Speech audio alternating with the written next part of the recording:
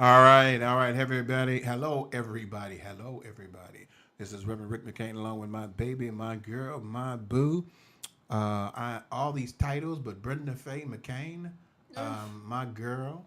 Um, we are here live again on SOAR Radio, and we are going to be talking about the event that has transformed America, the changing of the guard, the hopeful of the United States, and we're going to be talking about some things that you need to know about. So it's going to be a political time for us this Tuesday, and we're going to be doing this a lot until this election comes up because girl power can be in the office, and I'm telling you, if we don't Let pay me make that attention to muscle. what's going on in the United States, That hurt. we might be going back to swing low, sweet chariot.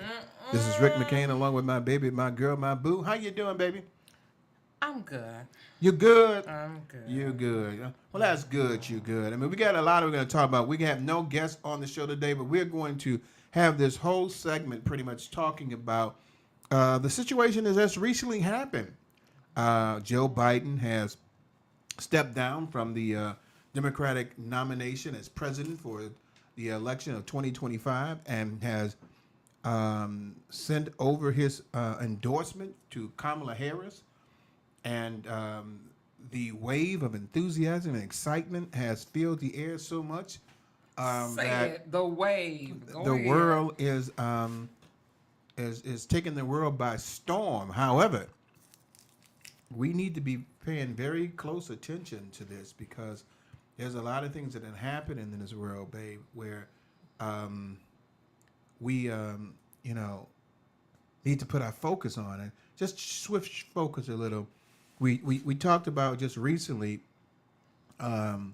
the attack on President Trump, or the assassination attack on Former him, president. former President Trump, and the newly Republican elected nominee for president for 2025. Yours truly and felon Trump is their candidate, and there was an attack against his life. We all know about that. We've heard about that. I think most of us was shocked when we heard it because we just didn't think it was true until we got on our CNNs, MSNBCs, and some of y'all might watch Fox. Shame on you. You're not really learning anything. But go ahead. But there is still a lot of questions about that. Before we get to the Kamala Harris, we're going to talk a little bit about this. That it may have been. Now the Republicans are saying this was a plot by the Joe Biden and the Democrats to assassinate Donald Trump. But of course, they're going to say that. I mean, this party has drunk the Kool-Aid. They've kissed the ring. They have decided to give their souls to the souls of Satan.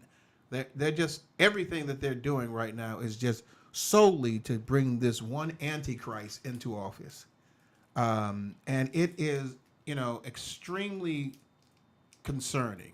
And we are going to dedicate our time a lot from now until November to discuss this because it is very important that everywhere on the airways we hear about what's happening in our country because we need to stand up and fight for our rights. There were people who died for our rights. Martin Luther King and and all of them that stood for us. Even Malcolm X and Carmichael and all the Black Panthers. I know they don't think that, but standing for the rights of African American and people of color.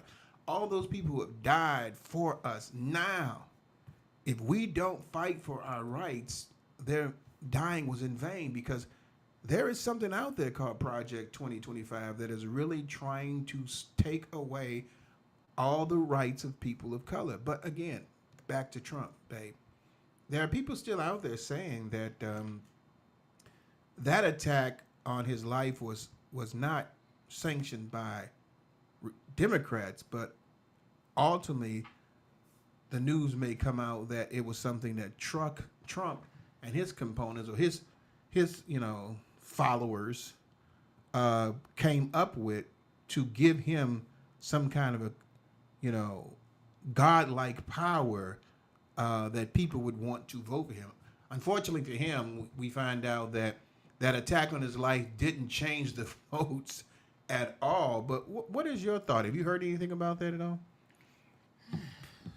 Well, I mean, it's frustrating. This whole past 4 years, well, really 8 years, anything that Trump has been involved with lately is just making a mockery out of the presidency, the run, people running for office, anything, the White House, the trust that we, as the people trying to instill to getting the correct person in office to help carry us over.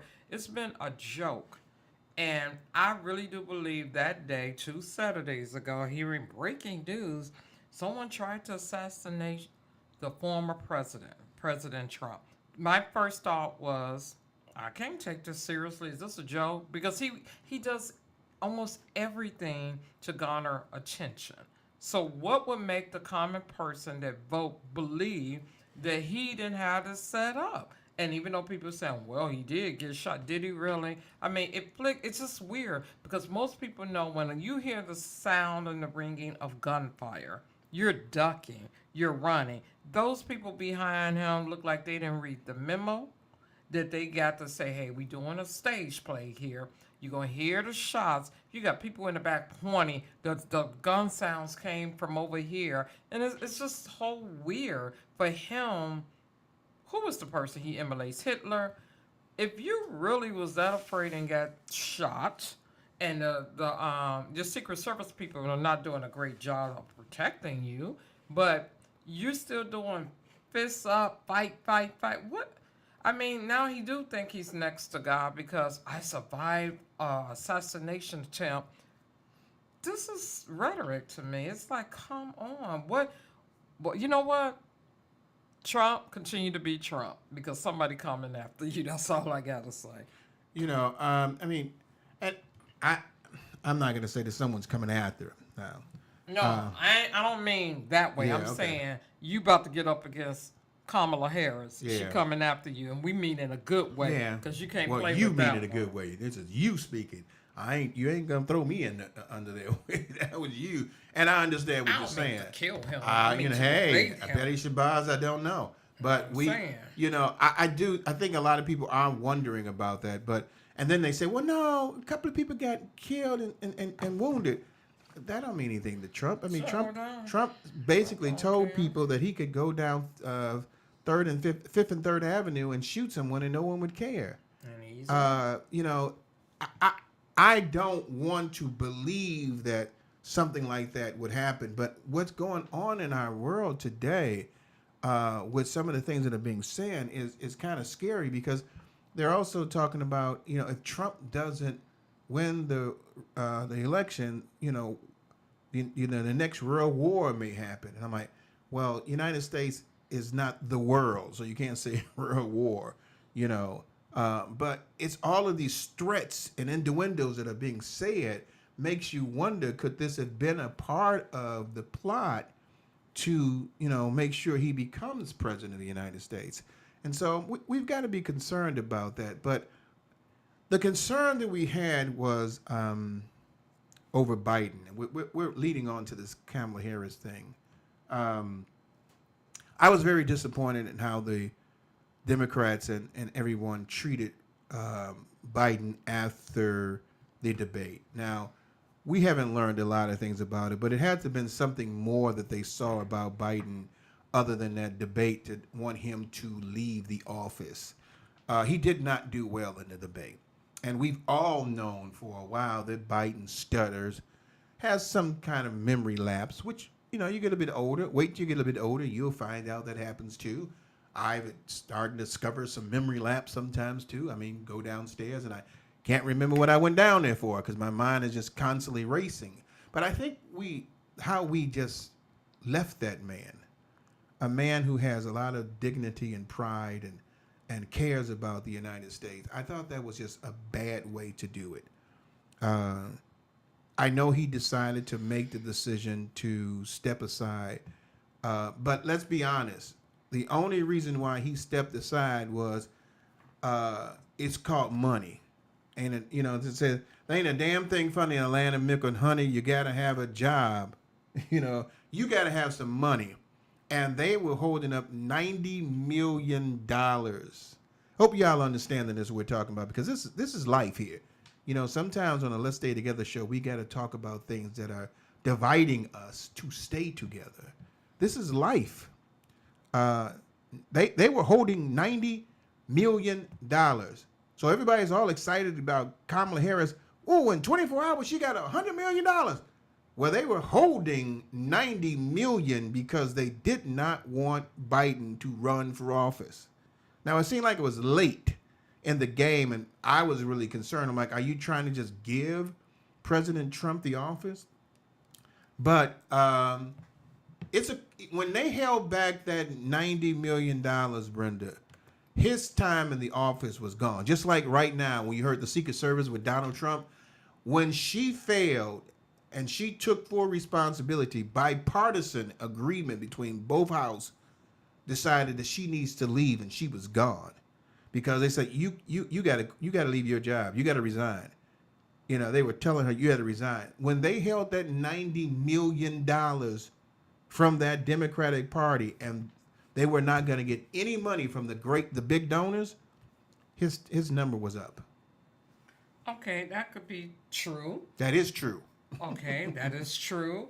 But you're saying that you don't think she raised that money, Kamala, that they just switched that money and put it under her campaign? I'm saying I believe the majority of that money that she has raised so far has come from that $90 million to help her. Now, if she raised another, we're talking about in 24 hours, if she raised another $100 million in 24 hours, and you're like, okay, it's not unconceivable, but we do know that there was $90 million that big donors were holding up at that time. This is nothing against Kamala Harris, because it basically says they felt that she should run, and so they were holding it until he stepped out. Well, that was a smart move. And to force him out. The thing about it is, I just don't like how they did that, forcing him out. I mean, Joe Biden is like a true American. He really cares about the people of the United States, compared to Satan that we got running on the other side, the Antichrist, as I will call him, running on the other side. He only cares about himself and has that kind of Putin Hitler mentality that only concerns himself about him in control. Okay, to look at it this way, though, even though we don't like how she got to this point, but it is for the greater good of the party. The same thing Trump people are doing. He got them brainwashed to say it's for the party, for the Republican Party. Yes, we all love Uncle Joe Biden. But if you wasn't up to par to continue to control the country and run it right, even though you got great ideas and your heart, the integrity, we're still standing behind it. If Kamala wins, that would still, come into play, because she did say we still, going to go by the same platform, which is a question mark behind that too. But the thing I don't like is divide and conquer, which the Democrats did. And what they should have done is kept a lot of their mouths closed and just move like a chess pawn on a board. Nobody else need to know too much of anything. But when the interview, the debate went sour, he gave them so much ammunition that Trump was like, see, their party not even together, and we wasn't. But the thing that really was disrespectful was how they treated Kamala then, because one, we know the world's not ready to see a black female president. But when y'all turned against her and trying to find someone to step in the picture without even acknowledging that this is a very brilliant woman, and yes, she has the second highest position, holds the second highest position in the U.S., and y'all just skated right over her like she was some trick on the street. This is an educated Howard I'm about to say that's the wrong thing. She was the lawyer of, the one that would really take a person down. And I think Donald Trump is fearful of that because you're coming against someone much younger than you, much smarter than you, and knows how to flip that script if you come on one, because she was a prosecutor lawyer. So if she's one with you, she could rip you. And the thing that gets me, y'all had this right here in your back pocket, but because racism is all across the board, it's like we don't want to see a black woman in there. Whichever way she got there, Kamala, kudos to you for accepting the nomination, especially from the endorsement from the president. It's a lot of weight that's going to be on her, and I could guarantee if she get in there the next 2 years, she's going to be haggard if she don't have a lot of people helping her, and a lot of people going to come against her. But babe, I know this is all going to be on you, but what I want to say right now is that I am so proud of her. This is history. It's history in the making that this woman, whether she wins or not, we stand for her, behind her, in front of her, beside her, everything to help get the voters out there. And I think she would do an excellent job doing that. Well, let's not say, put all of your comments in one statement here. Hold on for that praise got a and whole stuff. bunch I believe one is not. I don't want to say that people are not ready for a black female president because we want them to be. Why was that party against her? Okay. Let's look at the fact that we don't want to assume that America's not ready, because if that is the case, then we're already putting her in a negative, defeative attitude. The question becomes, is America ready for integrity over someone who has no integrity? There's no, you'd have to be blind and not to understand that this is historical. You have a female black person running from office. Even more historical that it's only been like a decade since we had the first black president in office. You keep on hearing the statement, if you're watching the news, they're saying that Kamala Harris is a DEI, which is like diversity. I'm going to read this off because I don't want to say it wrong. Diversity, equality, inclusion candidate, which means she just got in there for diversity reasons. And I made a comment on Twitter that we shouldn't be ashamed of the fact that that she's in there for a diversity reason. That might be true. Here is the thing.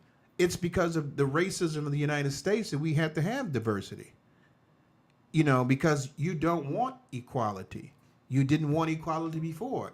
And we've got to understand that when we look at African Americans in politics, there has always been a desire to keep African Americans out of politics.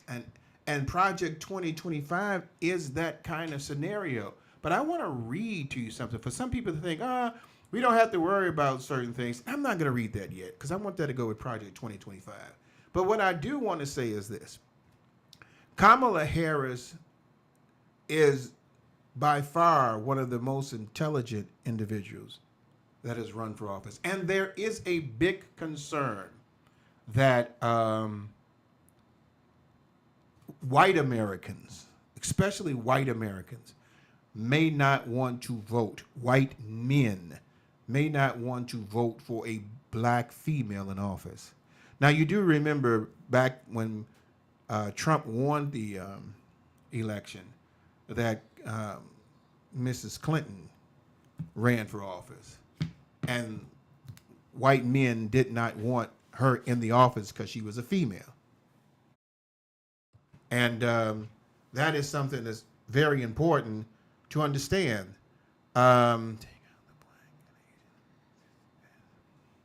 So I'm reading this comment, and it says, take out the black and Asians out of this. Is America ready for a female president? You saw what happened during Clinton's run. Yes, that is so true. Are they ready for a female president? And I don't think white America is. Now, here's something we've got to understand. I mean, I love this movement, Brent. I love this movement with Kamala Harris. And I, too, and as many blacks are concerned about, or people of color, we still live in a white dominant world. White population is like 59% of the population. African Americans is about 12%, and I think Asian Americans, Latinos about 18, and Asian Americans and others make up about a good 3-4%. So it's still dominantly whites. Now, if you put all of the races together that voted for her, and you don't get any white votes, it's going to be hard for her to win. Let's just be honest. It's going to be hard for her to win. Okay, that's true too, but Yeah, I know that's true too. that's true too. But what I'm saying is that where there was no hope for the past few months, this whole election has been so grim because we was worried about Biden. Is he gonna be strong enough? Is he gonna be able to do this? Then he got COVID and they panicking. And then with Trump, like I said, we just see him as the biggest clown in the circus. But he believe he's a shoo-in. Unfortunately, right now he's making me think that he's like Hillary at that time. This is gonna be easy. I'm gonna get up in there. What I love about this now is that, like I said, there's hope. We're stirred up now. I mean, we're excited about the election. It's like, wait a minute. And I'm being a woman when they say AKAs activate, AKAs sorority divine nine. That's it for her. She getting the younger voters back out there. Okay, so what I want you to do is I want you to look at my list because I don't want you to go ahead of me. Okay. I sent you an email. I don't want you to go ahead of me I'm on what I'm excited talking about. since I got cooked in. No, I'm just saying because you're going ahead of me, and we got to spend the whole 2 hours talking Okay. about this. So if you follow where I'm at, we'll be okay. So what I'm saying is that 40%. What they're saying is that for Kamala Harris to win, she would probably need 40% of the Democratic vote of white Americans. If she does something like that, somewhere between 35 to 40%, she is a shoo-in. She's gonna blow them away. Okay, but that white vote is very important. Now she will probably have. Now I'm not saying this as a negative. It's a strategic understanding of what needs to be done to reach the office. Because I'm gonna tell you something. Republicans are looking at the strategic, the plan. I can't say strategic anymore. They Strategizing on what they need to pull away from her in order to not be concerned about her. So this is not saying something negative. This is being strategic and saying this is what's needed. Now, the important thing about it is that if she does not get that percentage of votes, and we're talking about this because we want you to know so you can tell somebody, so you can share the information. She needs to get, and that's why I said I didn't want you to get ahead of me, an infusion of new young voters. And it seems like that is the process that they're going. But it's going to have to be even greater than what Obama received. Now, you talked about the sororities, which is going to be a big plus for her. Not just the AKAs. Sororities in general are going to step up for her. You're not going to just say, I'm a Delta, I can't do. Sororities in general are going to come out in full force for her. So she has a very powerful mechanism of getting the youth movement out there. But it's going to take that, but she still has to be able to see if she can secure their vote. They were talking about at one time Trump might get up to 20% of the African American votes, and most African Americans on television I talk to is basically there's no way in hell Trump's going to get 20% of African American votes. He'd be lucky if he gets even double digits. He's not going to get that many votes. But they were talking about that because they knew if they could direct the attitude toward, wow, he's getting that many African American votes, maybe I shouldn't win. So their strategy was to inflate the numbers, which of course, Trump is great on inflating numbers. That's why he's in trouble now for inflating his revenue numbers, his real estate numbers, inflating the numbers to discourage. So this is not to discourage. This is telling you that these are the numbers that they're strategizing on that needs to be done. About 40% of the white vote, and that includes white men. Okay. But going back to, are we at that level talking about The, you can go ahead with the sororities sorority. and Yeah. fraternities? Yeah. It's not just the AKAs. When I say that the Divine Nine, the presidents of each one of those organizations are behind her. So that's nine in total, your fraternities and your sororities coming together, united to back her up.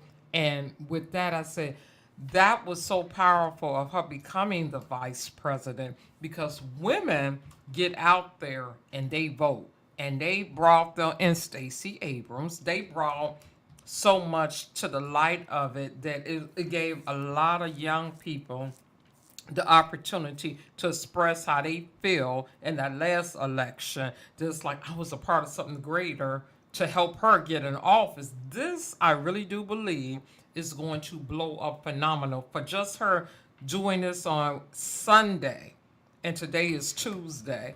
And I never seen Facebook was just flooded the first 24 hours. And each day it gets bigger and it gets better. The momentum is growing in favor of her. And she, it would be great to have the female white votes because I know she made a comment and said, I'm a woman and it's great, but I'm all for diversity for all women, not just I'm a black woman. I want everyone, men, women, to have an equal opportunity in this world. She's teaching in her platform that they're going after the diversity, they're going after to help people to do this, not to let, the rich get richer and the poor get poor, as Trump is doing. And I love the fact that now you got so many people out here, not just on social media, they just like, hey, if you need to get to the polls in November, we're excited again. Instead of like, oh God, this election, I can't wait for it to be over. I'm happy that we're in it. We're right now, we in the nitty gritty meat part of it, just to know that, okay, we got someone that we could trust. Because I know he gonna hit her with something, babe, anything from the past or whatever. But it's like, how dare you? All the stuff you done went through and got away with. It's like, and they still allowing him to be a candidate to run for president. That's why I said it's messed up because that man get in office, we're messed up. And I'm like, if you think it's a voting for it's a lesser of two evils, then still vote for him. Okay, so stay with me because I want you to stay on the subjects that we're talking about. But one of the things we've got to look at, the AKA total member is 360,000 members that they have out of the 1,074 chapters that they have. And if you look at the large amount of sororities, you have the AKAs, the Deltas, and the Sigma Gamma Rho. If you put the majority of those there and say they have like 300,000 people, that's 1 million votes that you can count on. That's also 1 million people who can go out and support you. That's something that's big that Trump doesn't have. He's not going to have fraternities out there doing that for him. And not to mention that if you also get the black fraternities and the people of color fraternities standing by her, that's an infusion of young voters that they need. And so it's very important to have that base like that. These are unpaid solicitors that are out there campaigning, speaking on her behalf, standing up for her. That infusion of voters is a very, very important thing. I'm going to ask Kenny to give me a brief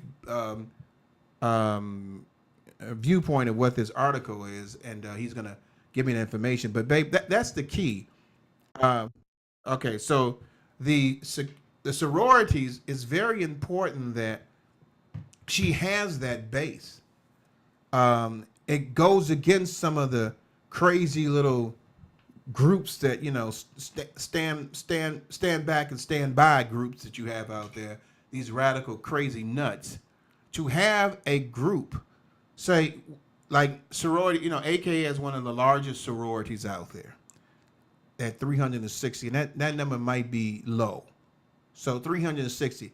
If any other of the 5 top black sororities out there has 250,000, that's a lot of people going out there voting and standing up for her. And so that engine, that infusion of young voters, we was at a funeral yesterday and at a repast, and I'm hearing young people talking about voting in this election. So that infusion of young people into there is really going to help her. Yeah, she's going to have to bring in specifically the white male. But if you heard anything about when Hillary Clinton didn't win, there was a lot of white females that didn't want to vote for her because they didn't feel that it was right. She was right at this time for a female to be in office. And I'm like, are you kidding me? I mean, she was by far one of the most smartest person. I mean, she would have been smarter than most of the men that were running for president of the United States at that time, or even since. But yet, white females didn't want to vote for her. Now, having the background of Roe versus Wade on her side, where a lot of females want to vote for her because of that, because she's already said that as soon as she gets in office, she's going to, fight to bring that back. That does help out a lot, and that will get females, especially white females, to vote for her. But the key thing to strategize on is going to be getting that white male vote.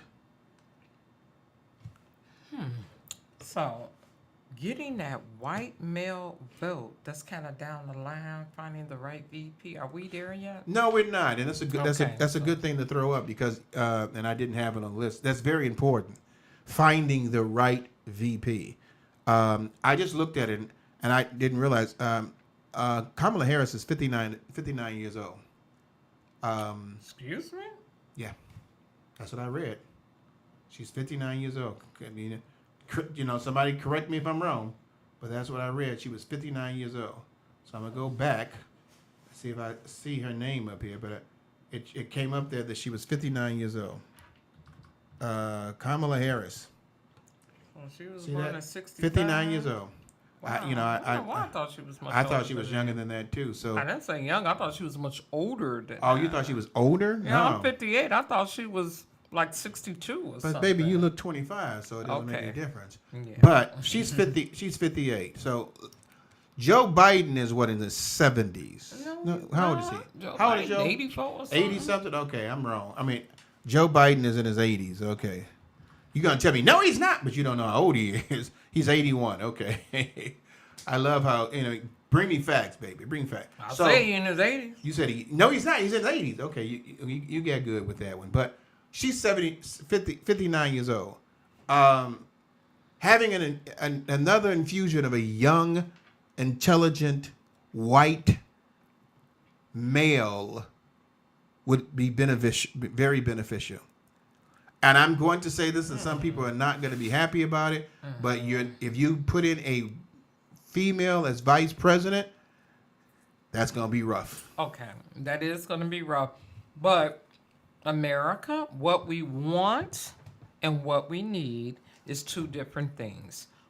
In a dream world of what we want, would have been a great candidate, Stacey Abrams, with 2 powerhouse political women that brought the votes out. We know that. But what we need is that all-American, Democratic, white, educated, beyond educated male that could help boost and lift that white male vote as well as the white female vote. So the couple of people I noticed that she had up there, they all said, we go back 20 years, they this and that. They got a stellar record and everything. And on the top of her list, it's like, you got to play strategically like I said, not checkers anymore, but chess when it comes to Trump. Make these moves because he got the person who he know will follow him to a T as his vice president candidate. She needs someone who is willing to take the reign when she leave the office, just like she was to Biden. And I know a lot of people will be upset that she don't. You know, you just assuming she need a black female. No, she don't. She need that white male to carry her over the throne. Yeah, I mean, it's basic. I mean, it doesn't mean that Stacey Abrams can't be a part of her cabinet or board or something. I mean, if that's something she is considering. You know, a lot of, you know, females that were in consideration for vice president immediately bowed out because they know that it would not be right from them. They was looking at, her name was Gresham, I think, from Michigan. And I may be saying the name wrong, forgive me. Michigan, Kenny will tell me in a few seconds too. Michigan governor. It is Gresham. Whitmer, Gresham Whitmer, was one of the priests that they were looking at, but it was like, no, we don't want to do that. But again, getting back to the conversation at hand, you're going to need that infusion of younger voters. That's why you see now Kamala Harris is on Facebook and all those sites, TikTok and all those little sites where young people are at, and putting out messages. She has the ability to do that, whereas Donald Trump can't. He can't. You know, he's not able to talk to young people the right way. He talks as an authority. Do what I say. And He's a dictator. And she's already been out there saying this is our election. You know, she's letting people know this is our election. This is our time. This is when we get a chance to do something. And I think it's very important because, again, I don't want to say that it's impossible, but you do need those votes. The problem of it is that you might see one of the things that we've been known about Republican parties for a while, Republicans, Democrats. Republicans are well known to vote regardless. Democrats have fallen to the wayside sometimes. We'll walk away, I don't want to vote. Hillary's going to win. I don't need to vote. And then all of a sudden, wins. We're like, what happened? Well, you didn't get out and vote. If the Democrats can get 70, I would say 60, 70, even 60% of Democrats to vote, we probably win this thing with no problem. But a lot of times we don't vote. We don't take the time to know what we're voting for. And so that's very important, what we're voting for. But it's also important that we know what we're voting against. What we're voting against. We're going to talk about that again when Project 2025 comes. We're going to talk about the last half of the hour after 8 o'clock. But it's important that she gets in that young vote. And she's out there on those sites sending out, messages. You're going to get some emails or some texts about supporting, Kamala Harris.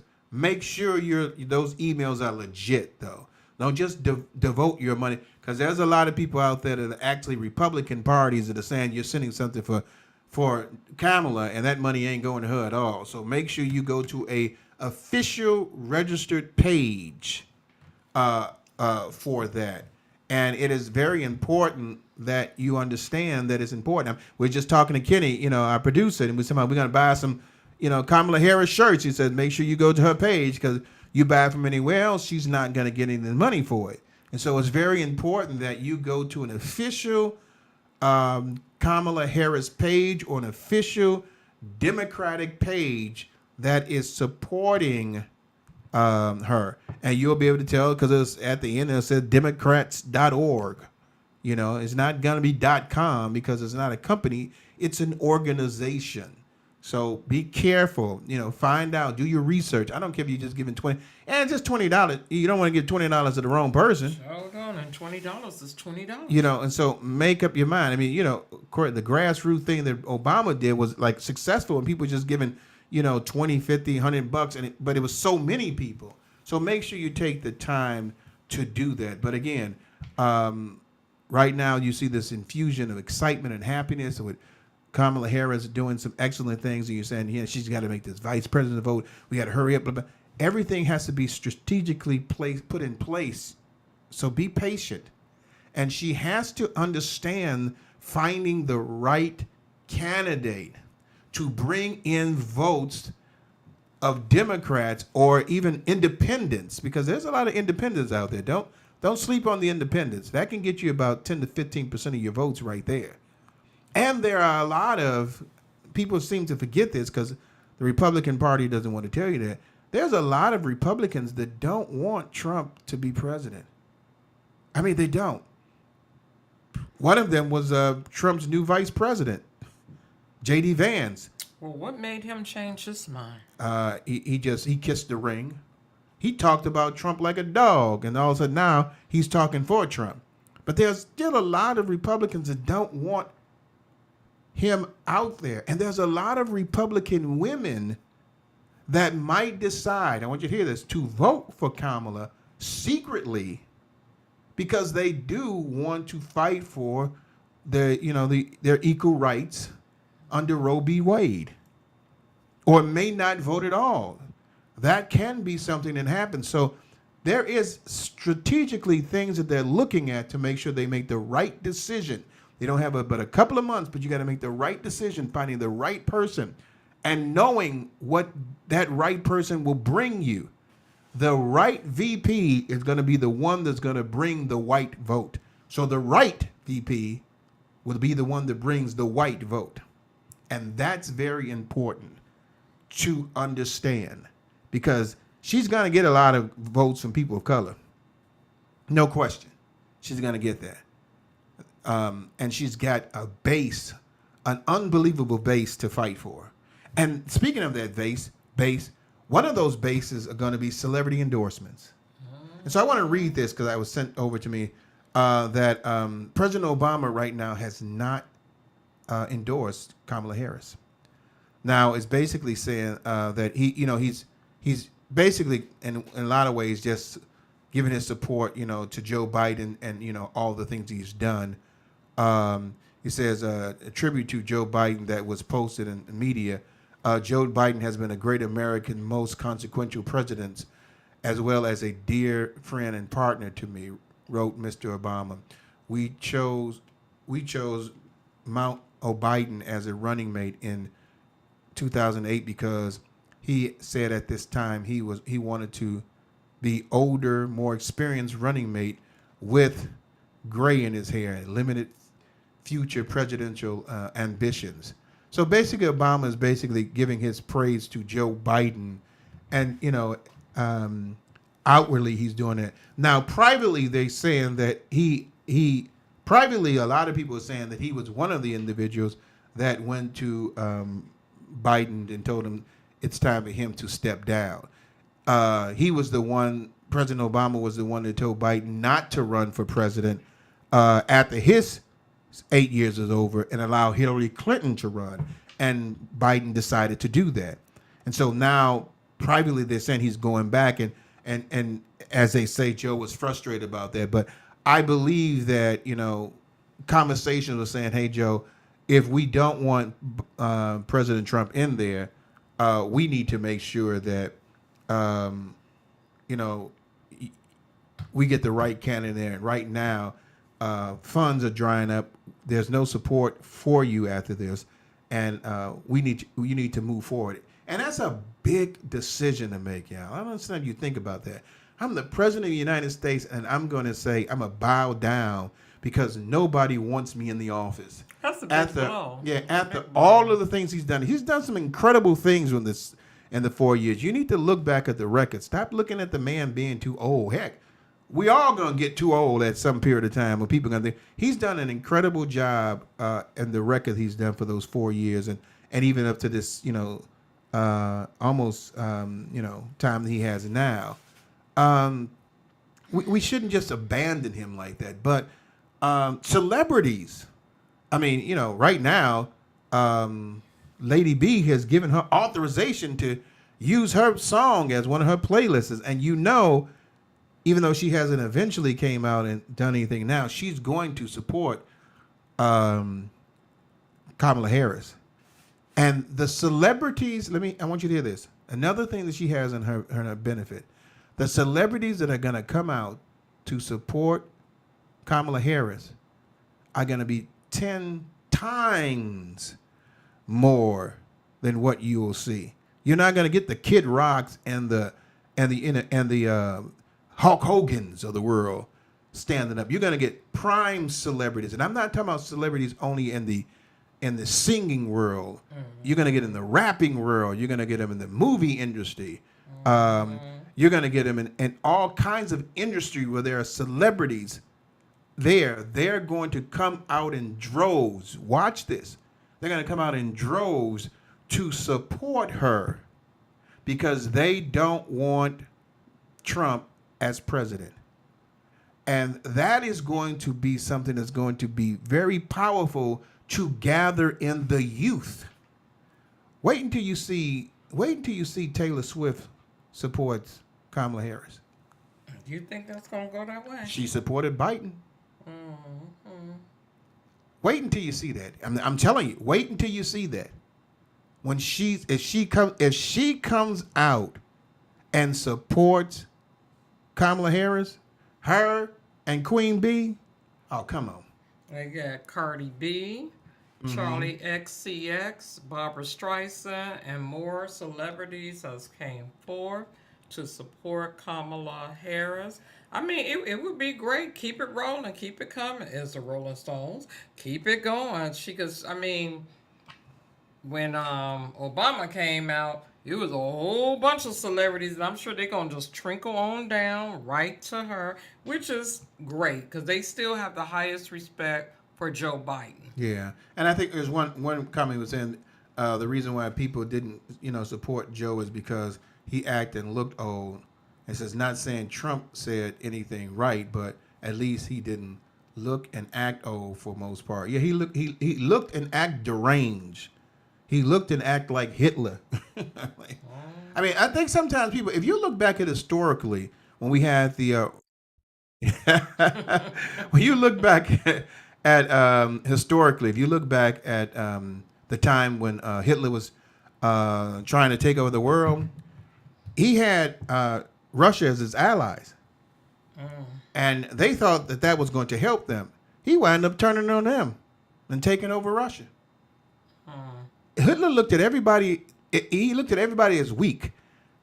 If you supported me, the only thing you were supporting was my agenda for Germany, the Nazis, to take over the world.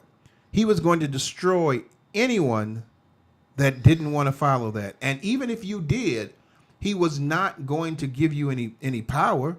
He was going to be over you. This is the same thing that Trump is doing. But people don't realize that happened. Now, Kenny, what was the song that Beyonce, what was that song Beyonce gave permission to use one of her songs. I can't remember what the song was at her rallies. Was it Faith? I'm gonna have to look that up. But I can't. Somebody out there, if they know what the song is, let us know. But let me read this. Go ahead. Shonda Rhimes says, "I stood behind Kamala Harris in 2016 when she ran for Senate. I was behind her when she ran as VP, and I continue to stand behind her today." Now, we all know Shonda Rhimes is a powerhouse with TV. Yeah. So, and she gets the next person. And something came up over on my feed says, freedom. What was it, Kenny? Freedom, yeah. Someone just said freedom. Okay, so yeah, that's the Thank song. you, Renee. Yeah, freedom. Babe, drop your mic just a little. Push it down there. So freedom, that's the song that we had, and it's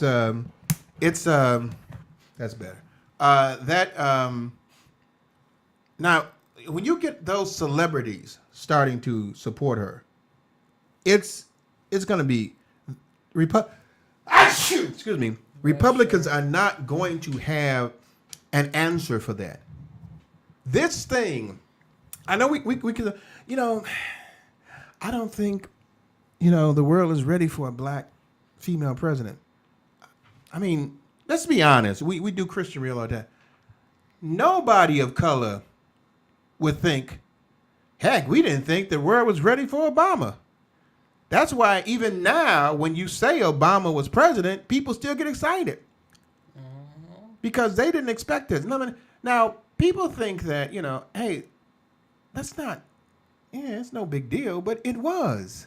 And this is a big deal, a very big deal. And again, I'm going to tease you a little bit about it, but I'm going to tell you why it was such of a big deal, because there was a time before this in the 1800s where blacks were very powerful in politics. But an agreement was made, and it changed everything. Now, we talked about, I'm teasing you because you got to get back about 8 o'clock and listen to us. We're going to play some music in a few minutes. By the way, we're going to play some music now. We've been talking for almost an hour here. We got some music we're going to be playing for you. And we're going to talk about some things on that we have on Facebook and YouTube about some articles that we have. But we have some music we're going to play for you. Give you a little break to maybe go get you some coffee, water, juice, whatever. Hopefully you'll come back and bring back some more people. We're going to play the songs from CeCe Winans, and that song is going to be That's My King. In this world that we're living in, we need to be able to follow our Lord Jesus Christ and Savior. If we're going to make change in the United States, we have to know that He is our King, He is our ruler, He is the one that we follow and live our life by. I know that our VP is also one of those persons that believe in Christ, and we are going to say that He is our King through CeCe Winans. You're going to have a couple commercials, and we'll be right back. This is Rick McCain along with my baby, my girl, my boo, Brenda McCain. Listen up to this song's commercials, and we'll be right back. All right. Hey, everybody on here, we're going to talk about a couple of stories, and I'm going to read the one that I have off right now because I know Brenda is that. So right now, 1 minute? I said I got one. Okay. You got one story? Okay, so I'm going to read this story off. Again, we're talking about the political decisions right now that are happening in Kamala Harris, and we're going to talk about coming back. We're going to continue to talk about the right VP, the money that she's raised, and we're going to talk about Project 2025. And so that's going to be, what we're going to talk about for the next coming hour. You're going to listen to some broadcasts as well that's going to be coming to you. Hey, Kenny, when we come back, I'm going to have you play that first video audio, and that's going to be like a teaser into the 2025 project. But here we're talking about a U.S. officer fatally shot black woman Sonia Massey in her home with video camera. It says, now I'm going to read some of the story about that. Deputy Sean Grayson is charged with the murder of Sonia Massey after shooting her 3 times. Footage of the police body camera has shown a white officer in the U.S. state of Illinois shooting a 36-year-old black woman in her home after she called 911 to report a suspicious intruder. The 36-minute video released by the Illinois State Police on Monday shows the moment leading up to, during, and after the July 6th shooting of Sonia Massey, who was called to an emergency line to report a potential prowler at her residence in Springfield.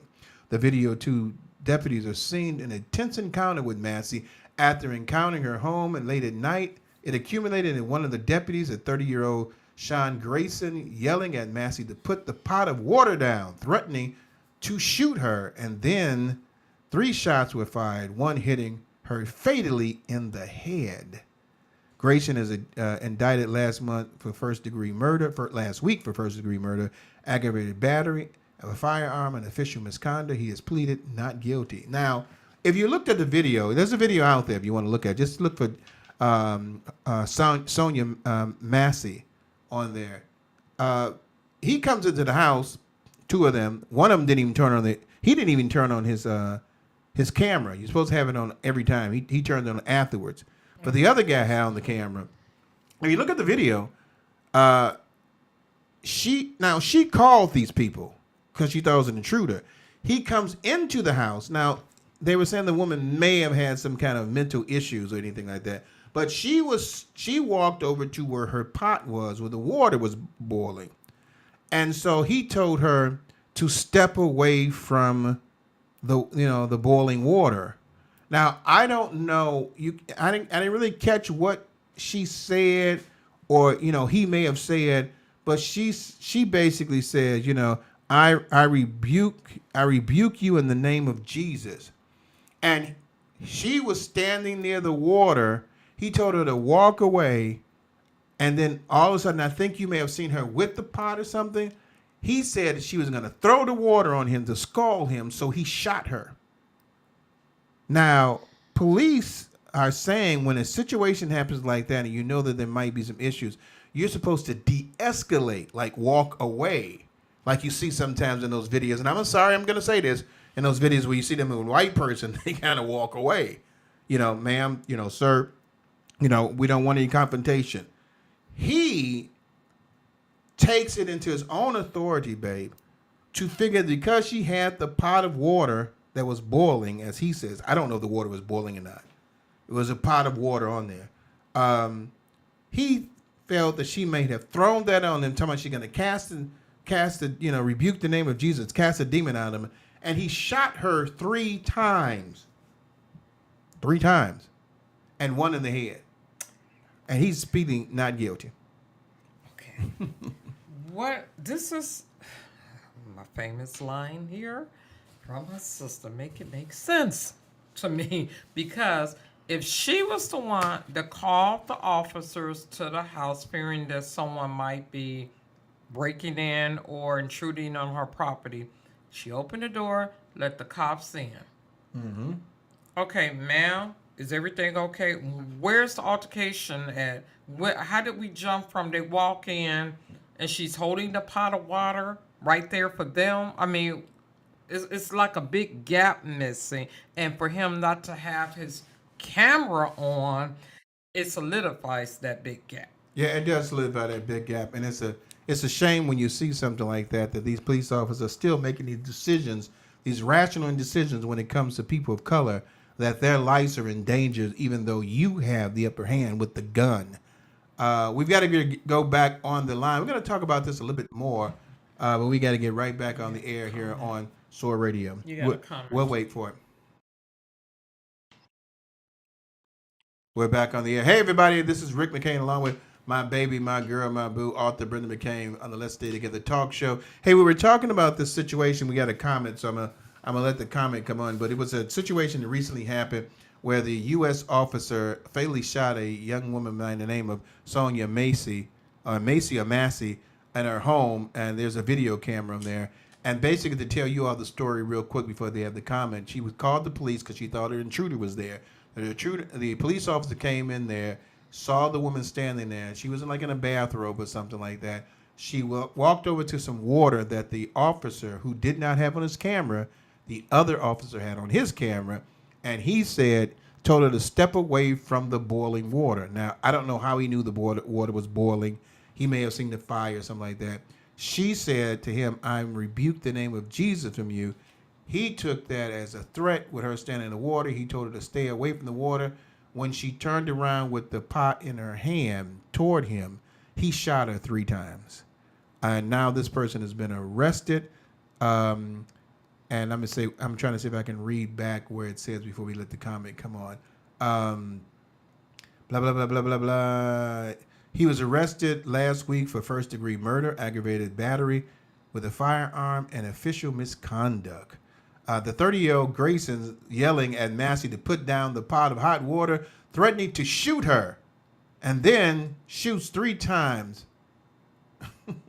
He threatens to shoot her. This is what it says. He threatens to shoot her and then shoots 3 shots at her, 1 hitting her fatally in the head. Now, What do you also got? with that, you didn't want the other officer to get the first aid kit, to use it to try to save her. You're saying, well, she was shot in the head. Ain't no, you can't help her. Yeah. I mean, wow. It's a big gap somewhere up in there with this person because it's like, you know what? Let him stay fired. Let him never have a position to be a policeman again because even though he told her to step away from the pot, we don't know if she did or didn't, but the disconnect to me is she called, they come, then all of a sudden, was her life threatened by him? Did she say, I rebuke you? Or, I mean, what happened in between it? Is something missing? I guess we need to watch that video. Yeah, I mean, and it's sad, but I mean, there's also something. Is that your comment? No, this Okay. comment go back to what we was talking about earlier. You said this is a big deal. And Yvonne Hunter wants to know, so what big deal? As long as she win, period. As long as you win, period. As long as she wins, period. Okay. So I guess, but I want to know. Is she talking about something else? Because I mean, is that I want to know why you don't think it's a big deal that Kamala is running because this is phenomenal. Yeah, I it mean, unless you live in a different world, I don't know. It is you really would get a black woman running for anything in that higher office. okay? So now we're going off subject again. So Now this was a comment I that know, we but didn't address. we didn't address. We need to we bring it back when we get back on the subject. But let me just say this on the subject we was talking about, Sonia Macy.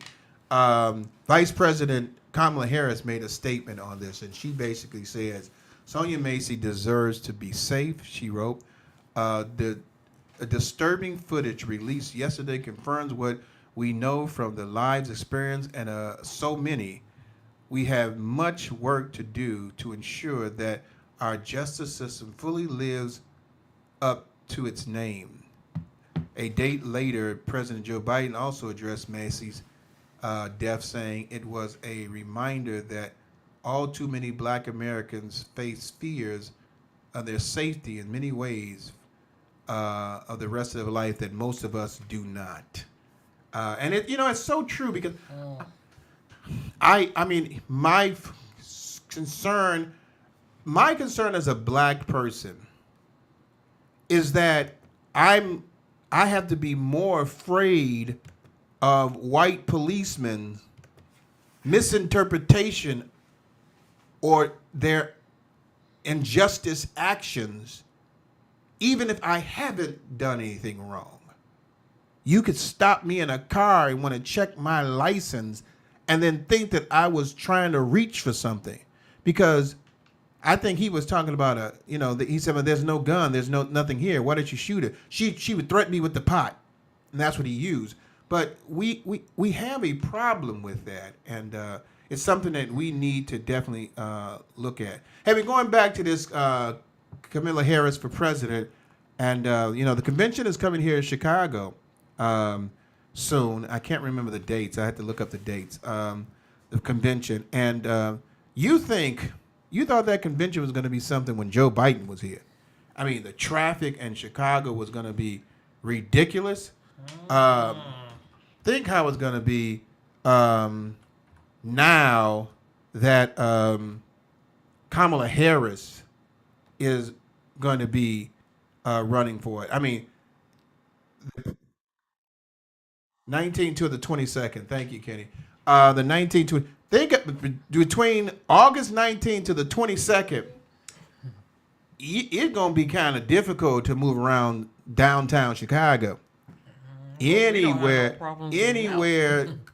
15 miles north, south, east, or west coming into Chicago. I mean, it's bad enough that they got construction on some of these highways. It's going to be a nightmare. And this is just the 19th to the 20, what do you say, 19th to 22nd? Think about how it's going to be a week before that. Because they're going to be blocking all streets. I mean, it's going to be a nightmare. But just think about the infusion, that you now have in the Democratic Party with, the first black female. And that's when we come back to your comment where the girl said, she's running. So what? I mean, She said, so what big deal? So what big deal? I mean, well, I don't know, I mean, it may not be a big deal to you. Maybe you lived in a world where you've seen a lot of African American females run for president. I haven't. Uh, you haven't lived in a world where you've seen a lot of women run for president. Chisholm ran for president at one time, I think. So that wasn't. She's not the first black woman. I think Chisholm ran for president at one time. You had Jesse Jackson who ran for it, so Obama wasn't the first. But this is the actual first black female that actually has a legitimate chance. I mean, when Jesse Jackson ran, he didn't have a legitimate chance at that time. Not in the 80s. When Obama ran, you know, we didn't think he had a legitimate chance, but then we started seeing the grassroots of him growing and like, oh my God, this man can actually win. And then when he won, he's like, oh my God, do I need to go to sleep because I'm afraid I might wake up and he's not the president? But he was. But Kamala has a legitimate chance of winning for president. And to think about within a span of 10 years, I know it's a little bit more, but in a span of 10 years, because I think Obama was at 2008, 2012, so you almost 10 years, you got a black female running for, I mean, hey, we 1965, 64, 65, we just had the civil rights where we could vote. And you don't realize that this thing is important? So I don't know, honey. I beg to differ. This is an important situation, and that's one of the reasons why we're talking about it, and we're going to continue to talk about it.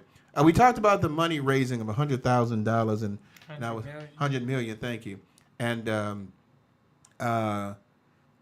we talked about that a little bit. What we're going to talk about now, I'm going to let you listen. For those of you all who are on Facebook, YouTube, listen up. We're going to have a video coming up. For those of you all on SOAR Radio, you can listen to this video. We're going to be talking about Project 2025.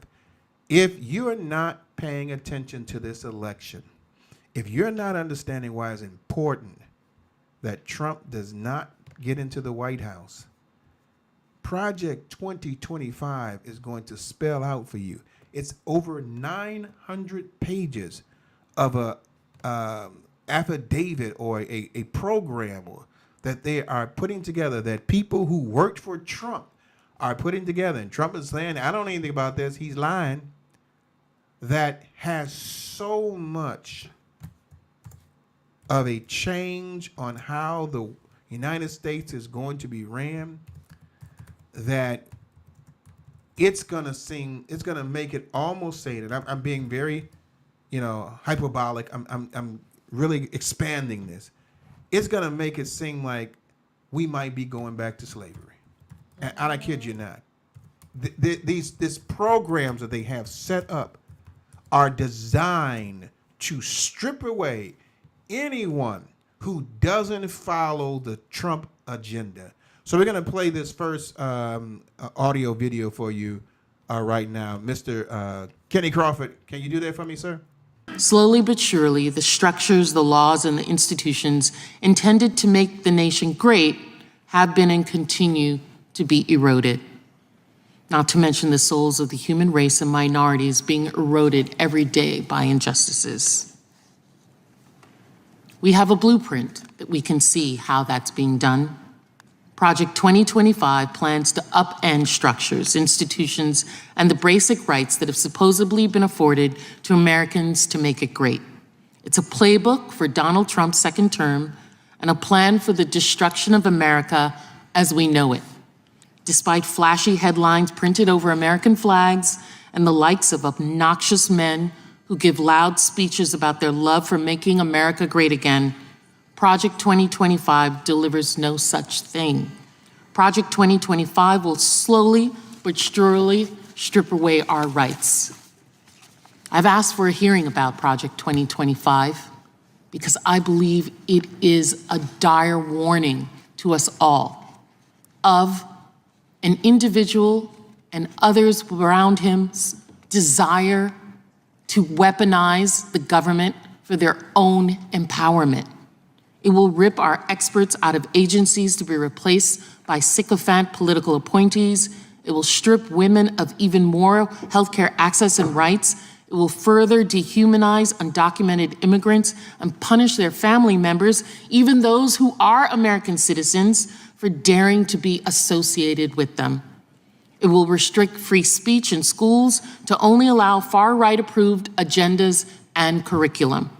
It will erode our freedoms, all under the vague guise of making America great.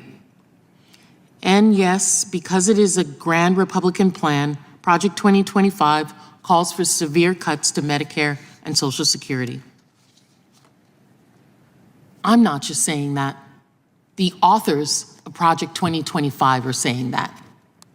Here's a video outlining that. 2025 believe that a woman should be able to have an abortion if her doctor says that she needs one. It's a yes or no question. Abortion is not health care. So Abortion that is a no? Murder of a human being. We're also going to have teams, because we can multitask, to deconstruct the administrative state and to go after criminals and the traitors in the deep state. So suck on that. We need to have the biggest mass deportation system ever in the history of America, because it is unjust and illegal and evil that more than 10 million illegal aliens have come to this country. There are great plans using the Department of Homeland Security to return these people back to south of the border. The best thing that people can do right now, if you're a young person, is get involved in one of these things like American Moment or Project 2025 or the Trump campaign. We got to fill up the White House with Reuters. Project 2025 is something that's going to transcend the next 4 years, the next 10 years. It really is, for the first time in the history of the conservative movement, the apparatus for policy and personnel. We are in the process of the Second American Revolution, which will remain bloodless if the left allows it to be. Playing patriotic music, claiming to love freedom, demonizing every group in the nation that is not like you, will not protect you and your civil rights. The Project 2025 playbook is a plan to give Donald Trump the powers of a dictator, just as he wants. That's the plan. This is the man who threatened to send the Department of Justice after political opponents. Trump even sent his lawyers to the Supreme Court to argue that he should have criminal immunity even if he uses the military to assassinate someone who simply disagrees with him. We heard his Secretary of Defense say that he asked the military to shoot people because they were protesting. Yes, that's what his defense secretary said on TV, and there's recordings of it. This is the man who jokes about being a dictator just for a day and teases the idea of a third term for a US president. This is a man who wants to implement sycophant loyalty tests. He's a man who will fire every employee in every agency who upholds their pledge to serve their country over the president. Donald Trump is a clear and present danger to the continuation of American democracy as we know it. We are using this congressional committee for the third time to attack a state-level felony conviction of a former president by a jury of his peers. Republicans on this committee have used $20 million of federal taxpayer dollars to deliver Trump more power and attack his rivals. They are threatening public servants far outside their legal jurisdiction and even threatening private citizens who dare not to give Trump what he wants. The reign of Lord Trump has already begun, and he isn't even in a second term. It's vital to remember our founding fathers' principles and that we see Project 2025 for what it is, a Republican plan to slowly but surely strip away rights. This is about freedom versus fascism. I beg every American watching, don't be fooled by plastic patriotism. Don't be fooled by those rhetorically referring to freedom without the substance to back it up and without any care for all people's rights. A true understanding of freedom comes from respecting the sacrifices of our ancestors, our democratic institutions, and a robust rule of law. Our country is not and has never been perfect, but our country is great, and it's our duty to keep it that way. Our country has never shied away from improving our flaws, but what is being promoted is a distraction. It's counterproductive and threatens years, decades, centuries of progress. Let's keep moving forward. Let's not go back. All right. Last words she said. Let's keep moving forward. Let's not go back. She's referring to the fact that this project 2025 is there to strip all rights of anyone who does not fall in line with Trump and his agenda. That manifesto that they have written is about 920 some odd pages. And they do that because they don't expect people to read it. I mean, just in general. Now, you already know they make that little statement, if you want to hide something from black people, put it in a book. Okay, so that's it. But, I mean, there's not going to be a lot of white people that's going to read this. I'm going to tell you something. Trump himself probably doesn't know exactly what this thing is saying. But he is a part of it because he is going to be the one that's going to implement it if he gets into office. He's going to sit there and tell you that he's not that. He's going to tell the evangelists that he's of God. He's going to be the greatest antichrist you've ever seen, that he is there for the nation. He cares about the people. We make America great again. Let me tell you something. There is no greatness in America when you use racism, prejudice, and divisive natures to win an election for your own good. This is the same man that told people out there in Vegas that, they're worried about you and the sun, that you're falling out or dying. He says, I don't care about you dying. I just care about your vote. And they laughed. This man has weaved into their minds a sycophant, as the woman said, to the point where they trust and believe in him more than God themselves. But didn't he just do that? I don't care about you dying. Yeah. I just care about your vote. Your vote. He did it in Vegas just recently. Now, I'm just thinking about that shooter that's died. Yeah. I'm like, but I mean, okay. it's a situation where we are being warned. We need to be on alert. This is when you need Stay woke. Black power, stay woke, all that stuff needs an alarm must have come. Yeah. An alarm is coming. You are being told what the Republican Party is putting together. What the agenda that they will be following.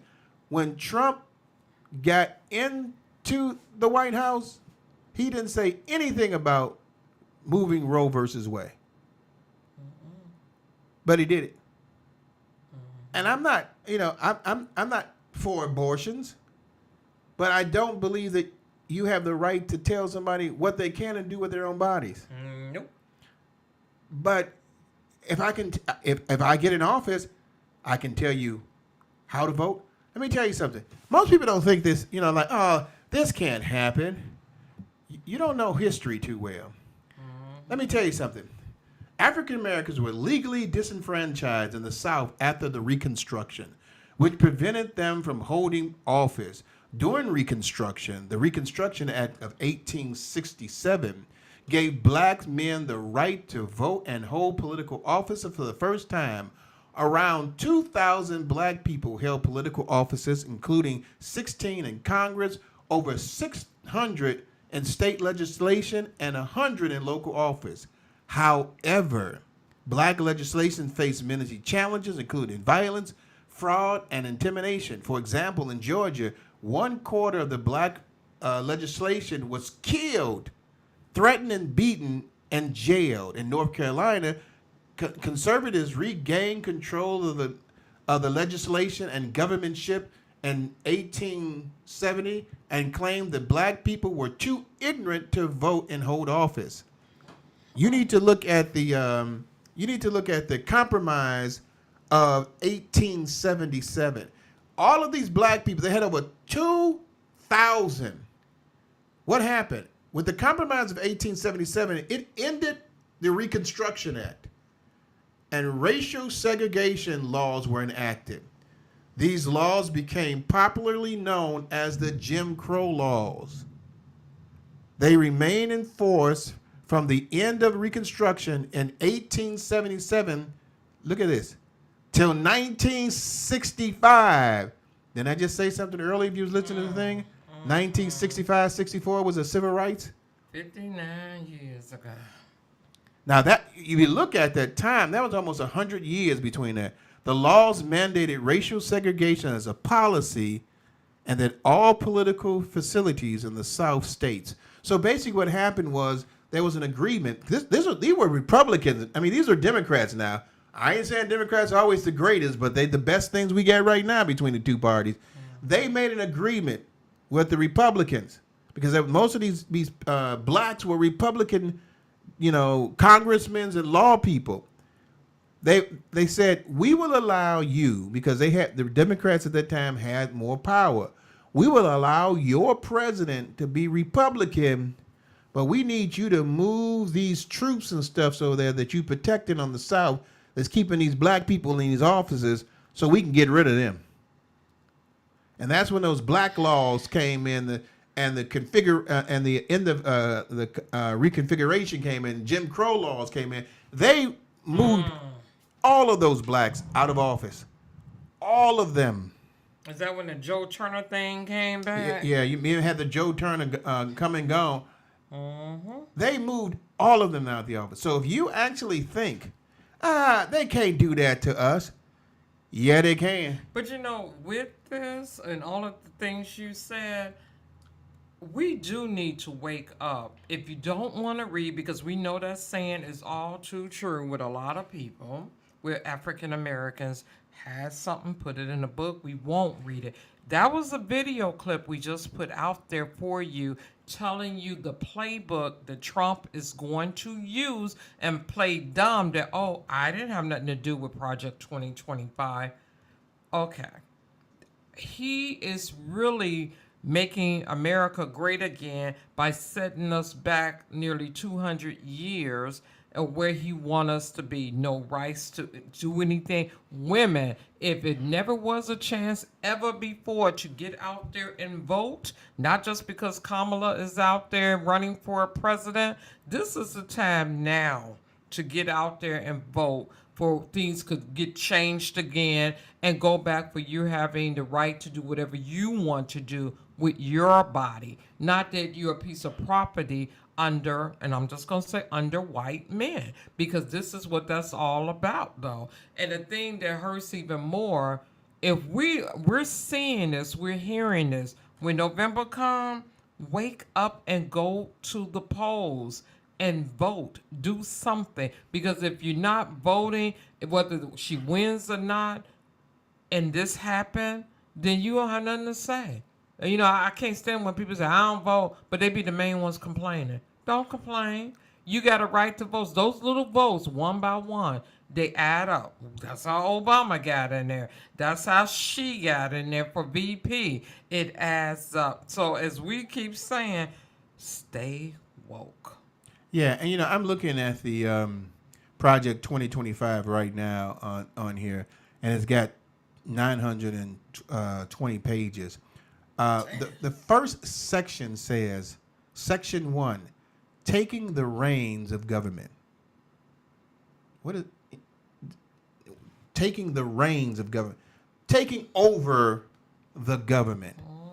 Okay, taking over the government. That's why I said some of y'all don't, you don't pay attention to things, and so, you'd be wondering what happened, So that's Section 1. Then it says, the thing that they're talking about, they said taking the reins of government. Now, they're going to, number one, the White House office, Executive Office of President of the United States, central personnel agencies managing the bureaucracy. Section 2, Common Defense. They plan on changing the Department of Defense, meaning they're going to have them, the president have power over them. The government, the Department of Homeland Security, which means they're taking over the armies and everything like that. Department of State, the intelligence community, the FBI, and things of that nature. They plan on changing media agencies, Because in Russia, you can't say anything bad about Putin. If you do, you go to jail. They plan on taking over the media agencies, the Agency for International Development. Section 3 says general welfare. They're going to take over the Department of Agriculture. They're going to take over the Department of Education, the Department of Energy and Relationships. They have a plan to take over every part. That's why it says taking the reins of government. This is not a joke, people. Take the time to do some research and listen to people talking about that. Kenny, you have that other video prepared for us? Because we got one more video that I want you to listen to. We're going to have this video. We got a comment. So let me hear the comment first. Comment for Catherine says it's a cultic with him. He's ran like a cult. And West says gives new meaning to red alert. Yes, that is so true. Red alert, really. I remember when we used to look at Lost in Space, and the robot used to say, "Warning, warning, warning." He was out there to protect the Robinson family, and if he saw anything of danger, he would say, "Warning, warning, warning." And speaking of warning, if you find out that we're not on the air anymore for some reason right now in our area, it's storming, and so hopefully the power doesn't go out. So if you all of a sudden just start hearing music, that means the power went out, and Kenny had to do what he had to do. But Kenny, if we can, play this video, see if we can get this in here before anything happens. Folks, during the House Oversight Committee hearing, Congresswoman Ayanna Pressley sounded the alarm on the far-right manifesto Project 2025. Folks, of course, it is a 1,000-page manifesto that outlines a radical agenda to increase the powers of the executive branch if Donald Trump wins. Diminish rights for protections for LGBTQ individuals, immigrants, women, people of color, and dismantling key government agencies. Project 2025's recommendations raise concerns about the potential erosion of civil liberties and the rule of law in the United States. Here's what she had to say. The federal government has the largest and most diverse workforce in the country, and Schedule F, an executive order that would replace tens of thousands of civil servants with partisan sycophants, would destroy our government infrastructure, destroy it. It is critical that we understand that the far-right extremists who are advocating for Schedule F see it as a means to an end. It is their pathway to enact widespread, wholesale policy violence. One thing I know for sure about Trump and his sycophants is that they telegraph their harm. Mr. Shriver, are you familiar with Project 2025? Congresswoman, I've read about that. For many people, this is their first time hearing about it, and we must sound the alarm. Project 2025 is a far-right manifesto. It is a 1,000-page bucket list of extremist policies that would uproot every government agency and disrupt the lives of every person who calls this country home. I won't detail every aspect, but I'll share some highlights. The Department of Education would be eliminated, cutting students off from civil rights protections and ending essential Title I funding for K through 12 schools. The Department of Justice would go on a murdering spree. It would rush to use the death penalty and expand its use to even more people while circumventing due process protections. Project 25 not only calls for national book bans in schools, but also creates a list of banned words for the federal government that would be deleted from, quote, every federal rule, agency regulation, contract, grant, and piece of legislation that exists. End quote. Here are just a few of the words on the list: diversity, gender, reproductive health, and of course, conservatives want to ban the word abortion. On that note, abortion care would be inaccessible and illegal no matter where you live. Take it from them. On page 6 of its playbook, Project 2025 states, quote, the Dobbs decision is just the beginning, end quote. People, even in my district, the Massachusetts 7th, a leader in repro justice, would be criminalized for pursuing essential health care. Now, we could have an entire hearing on how these policies would quite literally ruin and end lives. And I didn't even touch upon proposals for housing, climate change, worker protections, and more. If enacted, Project 2025 would destroy the federal government as we know it. I ask unanimous consent to enter into the record an Associated Press article titled, Conservative Groups Draw Up Plan to Dismantle the U.S. Government and to Replace It with Trump's Vision. Without objection to order. Now, some may be wondering why this is germane to today's hearing with the Office of Personnel Management. Mrs. Shriver, do you know who the director of Project 2025 is? No, Congresswoman, I don't. The director is Paul Dans, former chief of staff of OPM under the Trump administration. And I am concerned about the ethics of Mr. Dans leveraging non-public information or relationships forged during his government service to lead and advance this far-right extremist agenda. We need oversight and accountability of Project 2025. I don't think folks really are paying attention, Joe, when we talk about how lethal and how sick and demented Project 2025 is, especially if Trump wins. All right, so the voice that you heard there was Roland Martin. Then you had the Congress lady talking about it, and she said in there that the Dobbs decision is just the beginning, and she said it was in there.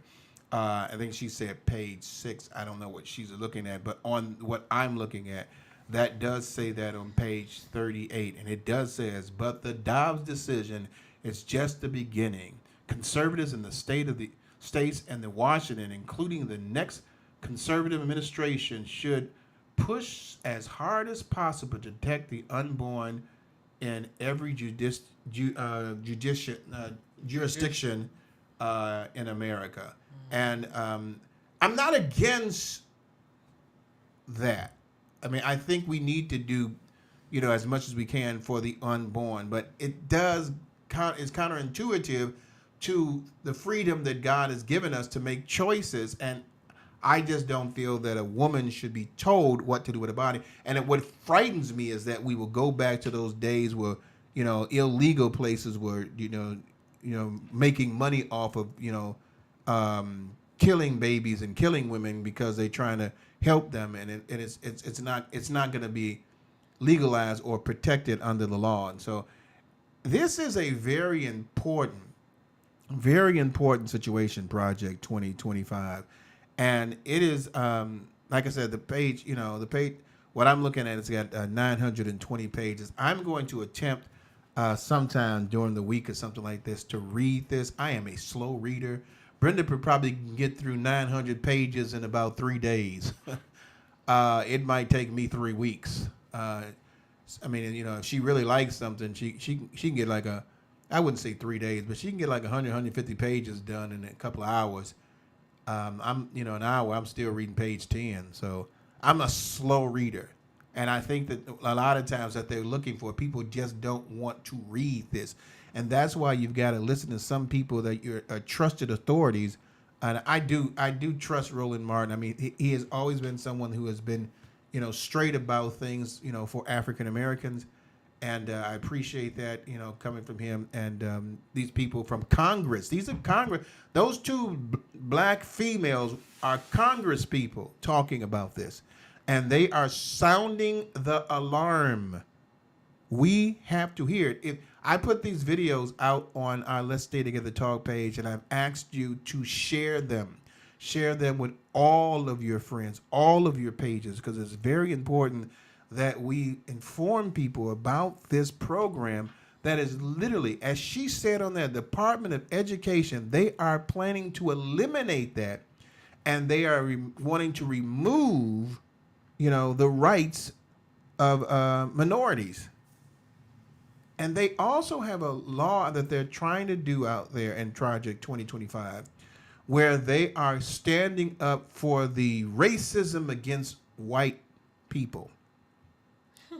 That's what they call it, the racism or the bias against white people, that the United States now is more tailored to minorities and immigrants and not looking at the laws and the welfare of whites. So they're going to have something called the racism against white people. And I want to see if I can find that in here. But this is not a joke. You remember that time they used to do that? This is only a test. This is not only a test. Okay, this is real. This is what's really happening out there. It is something that if we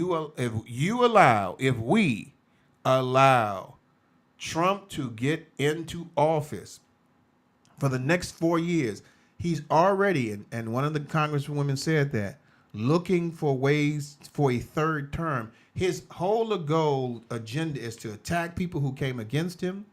He doesn't want there to be another election for president. He wants to be president until he dies. And he wants, once that person becomes president, there is no other president. This is not going to be a democracy. It's going to be an autocracy. He does not want that to happen.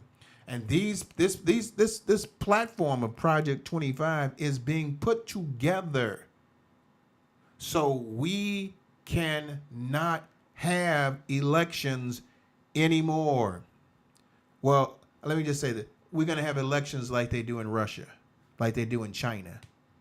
Putin killed the person that tried to run against him. China, it's like fake votes. Like third world countries, they kill people that try to run against them. You heard her say, when the first congressman say, Trump wanted to get the department to shoot people for protesting. You do know that those people were not white he's talking about. So you need to understand that's not who he's going after. So let me see if I can read this.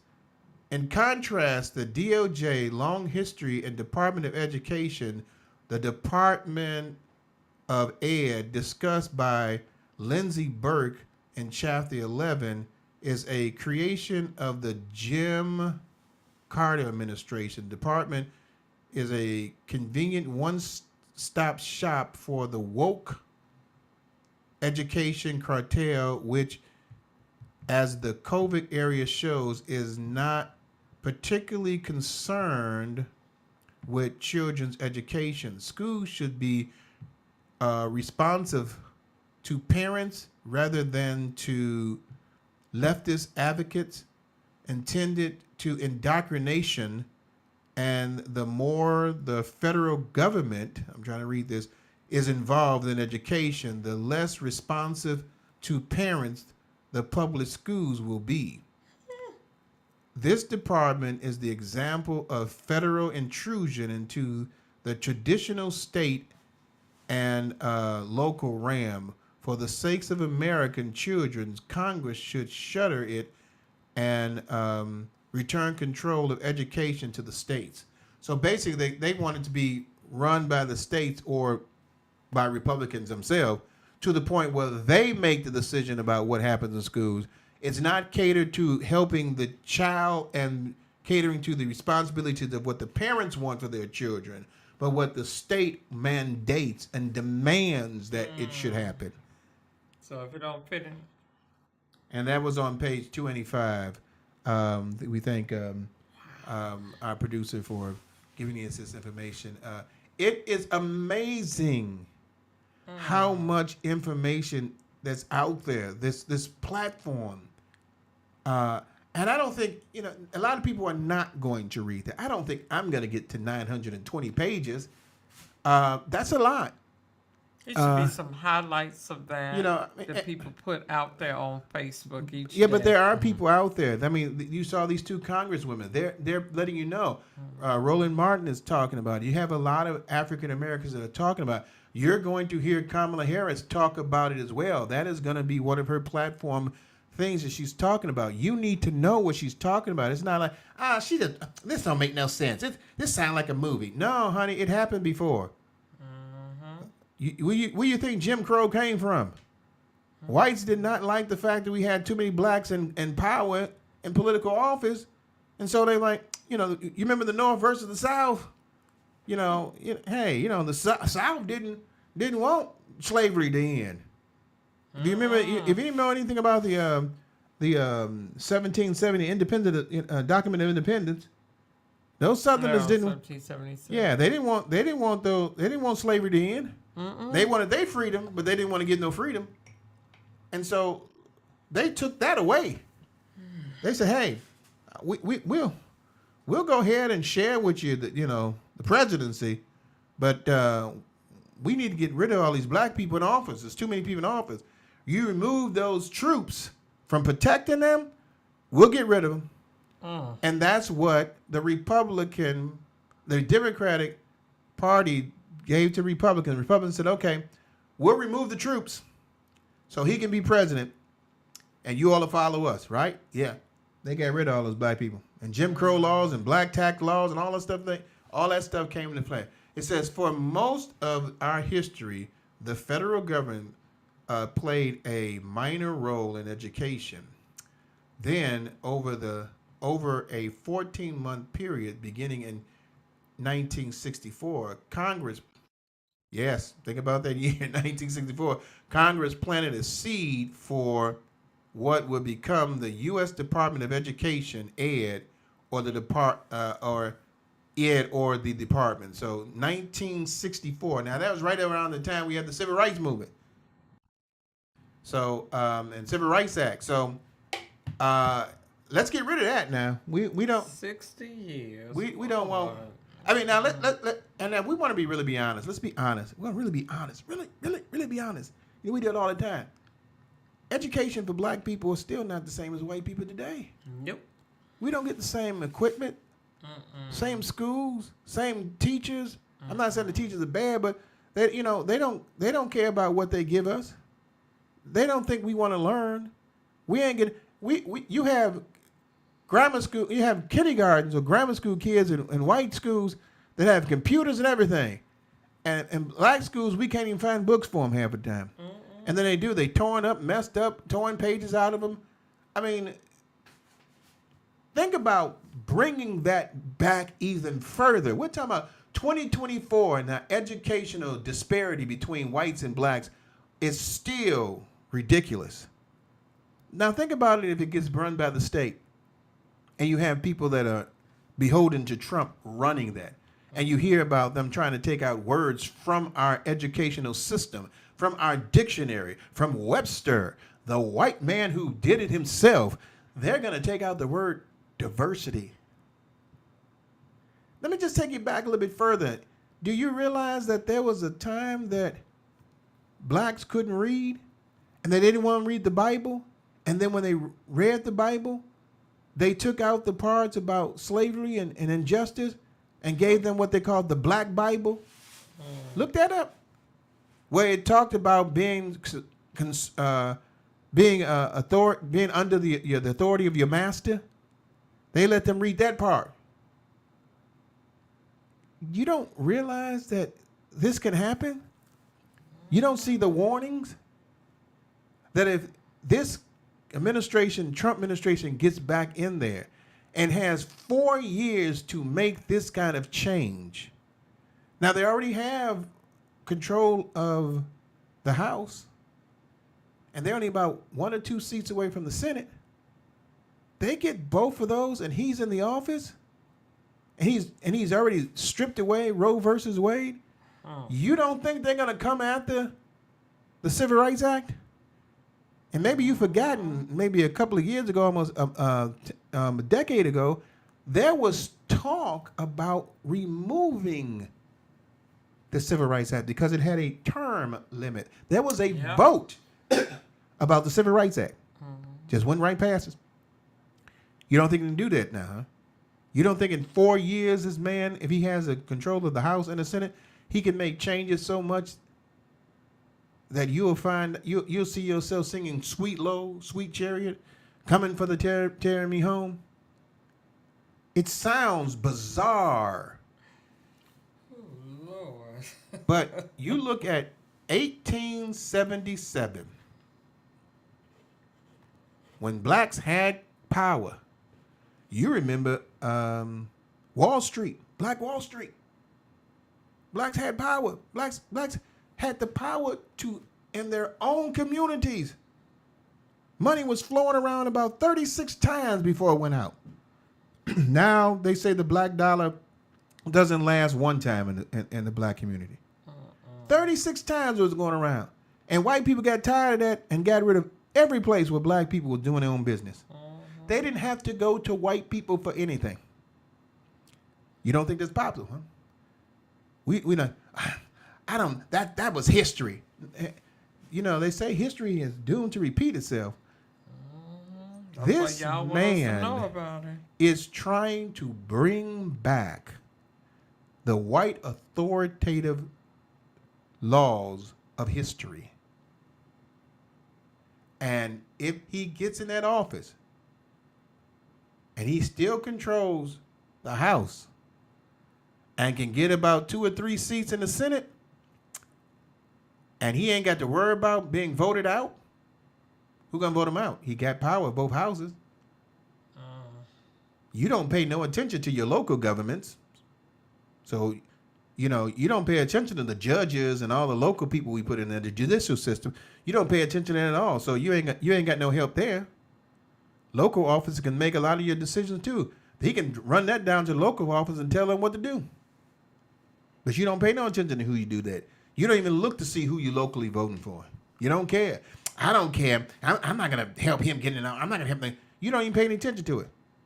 And then you wonder why your child has been put in jail more than the white child. Because you don't pay attention who's the judges. You're not doing your study. The Bible says study to show thyself approved. You don't care. And they're counting on that. The thing said back in 1877, I'm going to pull this back up. It said, the North Carolina conservatives regained control of the legislation of governmentship in 1870 and claimed that black people were too ignorant to vote and hold office. You don't think they thinking that still?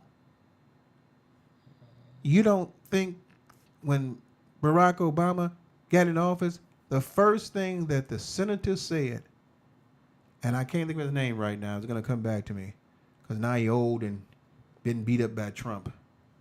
We are going to make sure that none of the agreements or things that Obama wants to do gets passed. They were fighting against him just like in Chicago, and they fought against Harold Washington. He was a Democrat, and the Democratic machine was fighting against him because they was white, he was black, and they didn't want him in there. We ain't got to go back to 1870. But you need to pay attention to the Compromise of 1877, because if they make if you don't realize that the Compromise of 1877 has some familiarities of Project 2025, where they made a compromise that they're going to say, you can get rid of all these black people in office, we'll let you be president, but we don't want them there. Remove your troops and we'll get rid of them. You don't think that in Project 2025, they're not going to think, and for those blacks who are voting Republican, let me tell you something, and I'm going to say something that people ain't going to like. You do know that they were house Negroes and field Negroes, right? And the house Negroes was treated a little bit better, but they were still Negroes, and they still had to listen to the boss and anybody that was white. You got a little better treatment, but it wasn't that much better. So let me tell you something, house Negroes. Don't be fooled to think that they're going to care about you. Huh? Don't be fooled. Tim Scott, yes. Don't be fooled, Tim Scott. There's no prejudice in the United States. Yeah. Let me sell you a bridge. You drinking the Kool-Aid. And look at this. Right. And I just say that. And didn't get picked for VP. All this stuff he talking about didn't get picked for VP. He may not be in any position at all. Trump laughed at him. He probably has more respect for the female than he does him. What is that woman's name? I can't think of the name. I always love Kenny because he'll get it for me. For those of y'all who are listening. But he has more. No, the one that ran against him. That dropped out late. Nikki Haley, there you go. But house Negroes don't be fooled. All he was looking for you is to bring more house Negroes in. He don't want your vote. He's just trying to get your vote to not go on the other side. He ain't gonna do nothing for you. As much as Tim Scott kissed the ring, he wasn't really considered. They put him out there. He wasn't considered. He made fun of Tim Scott the day that he endorsed Trump. Oh, you was Nikki Haley. Nikki Haley got you in the office, but you ain't gonna vote for her? I mean, he made him look like an idiot right there. Dude, please. House Negroes. I'm not saying that the Democratic Party is 100% better. They got some things that they need to clean up too. And I'm going to continue to say this until I don't have any breath in my lungs. If we want to have power in any of those parties, we've got to start making sure that we increase the population of blacks and stop diminishing the population of blacks.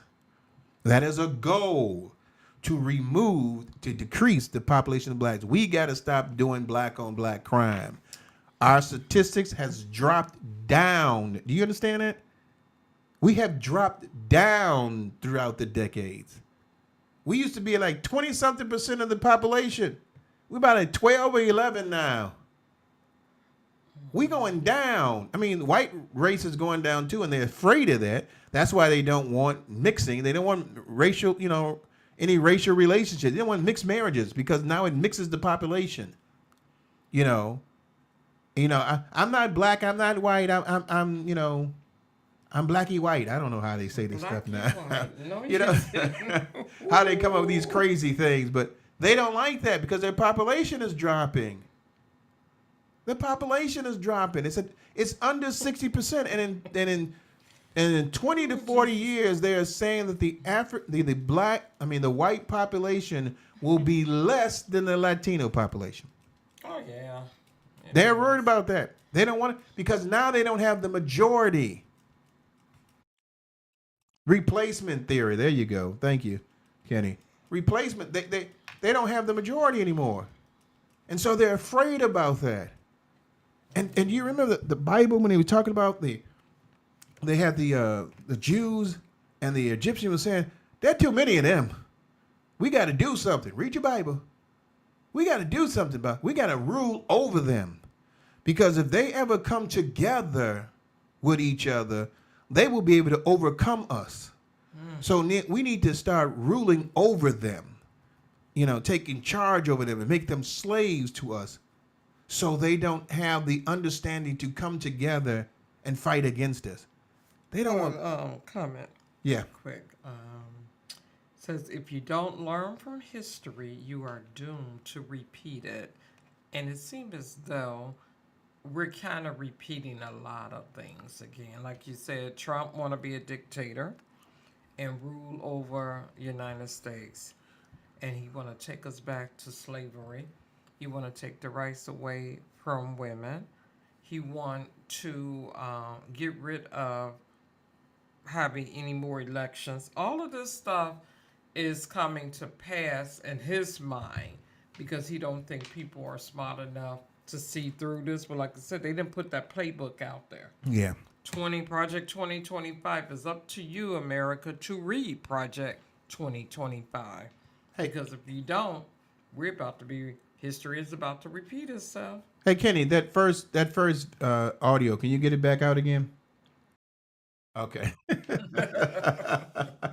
Okay, so we can't get that out there again. But I just want to say, I got it on Facebook. I want you all to really start paying attention. It's amazing. It's wonderful that we have Kamala Harris, first African American running for president. We need to stand up for that. But it's more important that we make sure that Trump doesn't get in office. That's more important. I mean, historically, it'll be a wonderful thing that Kamala Harris gets into office. But we need to make sure that Trump never gets in office and that program is not instituted at the highest level. Now, you may have some governors that might decide to do it. you know, you're never gonna get, you know, you're always gonna have a Trump in the world. Even if he doesn't win, he's still gonna be a menace to society. But you don't want him to have the power to make any decisions.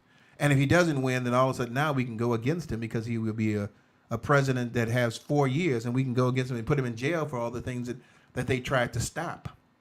And hopefully by the next 4 years, we'll be able to get rid of some of those Supreme Court justices that have sold their lives over to Trump and making decisions based on him instead of what is right to do and integrity and honor. 2 of them, I think, within the next 4 years, we're probably going to be stepping down. That's the prediction. And so now you'll have a Democratic Party president in there to make the decision. But if you remember, at the end of Obama's reign, he had the opportunity to put somebody in Supreme Court, and they filibustered until they got him out. And they were saying, hopefully we don't have to worry about Hillary winning. We can get Trump in there, then we can make decisions. And that's exactly what happened. He hired two people that he wanted in there, and it changed the course of history to the point of 50 years gone. White way, Roe versus Wade. We got one person back in there, a Supreme Court. But if those 2 drop down, because right now it's 6-3. Now it shouldn't be that way because, you know, they're counting 6 of them that are more, 3 are conservative, 6 are not. So now if you get rid of 2 of those and you bring them over to the other side, now you got 5-4, you know, that are going to look at the law in a conservative, righteous way instead of the others that are looking at it in a more Trumpish, Republican way. And they're not supposed to be party loyalty. They're not. They're Supreme Court, which means they're supposed to be overall. But he's brought in people there, like the Clarence Thomas of the world, and that are making decisions. Hey, we got to get out of here. We're going to be talking about this again, yeah. And we're going to have some different things we're going to be talking about. We're going to be talking about this again, but it's important that we understand the value of having Kamala Harris as our president. But it's even more important. Please, please take time, share with other people about Project 2025. It is a warning signal to people of color. Beware about what's coming down the hill. You know, they always say about black people, we don't ask questions, we just run. Well, this time you need to ask questions before you run, because you got to know where you're running to and what you're running away from. Because this ain't just a dog that's barking. This is going to be a dog that's going to bite and decide to kill, steal, and destroy everything that you have. This last comment was, thank God President Biden got us Ketanji. We thank he did. He Yes. put her in there because Yeah. right now, these people set for life right now. And Ketanji got in there because there were more Democrats than Republicans. If it's not that way, she won't get in there. We won't get another Ketanji or anybody else. So we need to start paying attention to what's happening in our world. And warning, warning, warning. Please tell everybody, from everybody that can vote, about why they should vote, because it's important that we make sure that Project 2025 and Trump does not get into the White House. Hey, this is Rick McCain along with my baby, my girl, my boo. We're going to end this with Kenny's Choice. He's probably just going to play some music that's starting the show. But we're going to get out of here. We got less than a second. Baby, you got anything quick you want to say? I love you guys. And we'll talk to you all next Tuesday at 7 p.m. See you then. All right, everybody here on Facebook, YouTube, we hope you enjoy that. Please go to our website, not on our website, go to Facebook, YouTube, look at the things we put out there for Project 2025. We showed those videos here. We also have them on our page.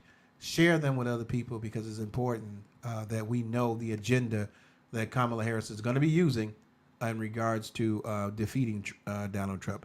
And we'll talk to you again next Tuesday, 7 p.m. See you then.